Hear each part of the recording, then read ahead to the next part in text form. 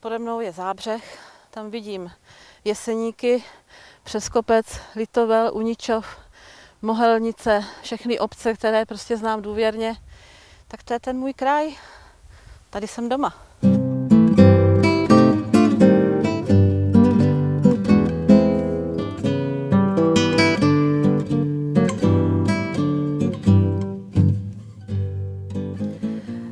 Když tady tak chodím po té louce, tak se přiznám, že mám trochu trému, protože nejsem žádný profesionální herec, ale co se teda tak cítím, tak se cítím být profesionální občan. To už jako dlouhé roky a tak mě snad v tomto regionu znají.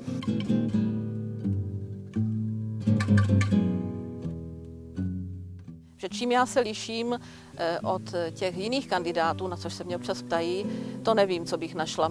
Možná právě tím, že považuji za důležité úplně jiné věci než oni. Ale kdybyste se mě zeptali, čím se liším od těch voličů, tak řeknu ničím, protože jsem jedna z nich. Pocházím ze 3 dětí, nikdo mi nic zadarmo nedal nikdy, vystudovala jsem dálkově, takže přesně vím, o čem je život, což mám pocit některým našim politikům, kteří třeba ze školních lavic přímo šli do poslaneckých, jako vůbec nemůžou prostě vědět, o co jde. Čím se liší Jana Hamplová od těch ostatních kandidátů? Tak zaprvé tím, že jsem žena. Jsem tu jediná žena, takže doufám, že každá z žen mi dá svůj hlas, protože nás tam zoufale málo.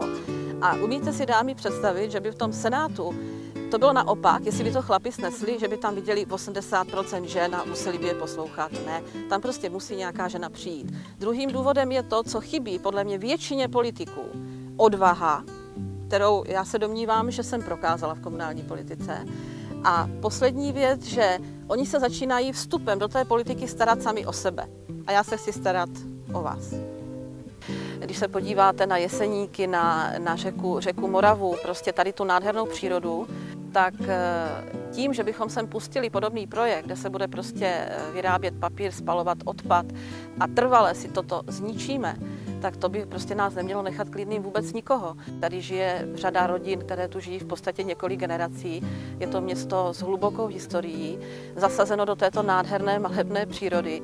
Tak si neumím představit, že by se to mělo tímto projektem zkazit. Proto jsem také pomohla zábřeským patriotům proti tomu vystoupit a hodlám tak činit i nadále. Není to jen o paragrafech, není to jenom o tom, že probíhají nějaká řízení. Je to o tom, že my si tady trvale zničíme to nejcennější, co máme. Podstatná je odvaha prosazovat dobré věci, využít k zákonu k obraně dobrých věcech, což bych chtěla dělat, pokud se ocitnu v Senátu, a říct si těm politikům, že pokud nebudou poslouchat své občany, tak prostě v té politice skončí. Nenechte to na těch druhých, aby rozhodli za vás, protože ti za vás mluvit nebudou. Já mohu slíbit Zábřežákům, Mohelničákům, Litovelským, Štemberským i Uničovským, že tak, jak doposud se budu snažit používat vlastní hlavu, vlastní rozum, využít těch paragrafů, co znám, abych pomohla vám v těch městech. V Zábřehu, ať je to papírna, ať je to v ostatních obcích nespravedlivé rozdělování peněz pro vás. Ať je to, když si myslí, když nemáte tu průkazku některé z těch stran, že nemáte zastání. Chtěla bych být senátorkou všech, a to dokonce i těch, kteří v žádné straně nejsou. Za mnou může přijít každý. Se mnou se prostě nikdo proti lidem nedomluví.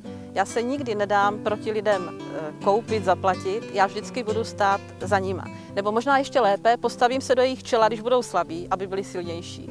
Já se chci starat právě o vás.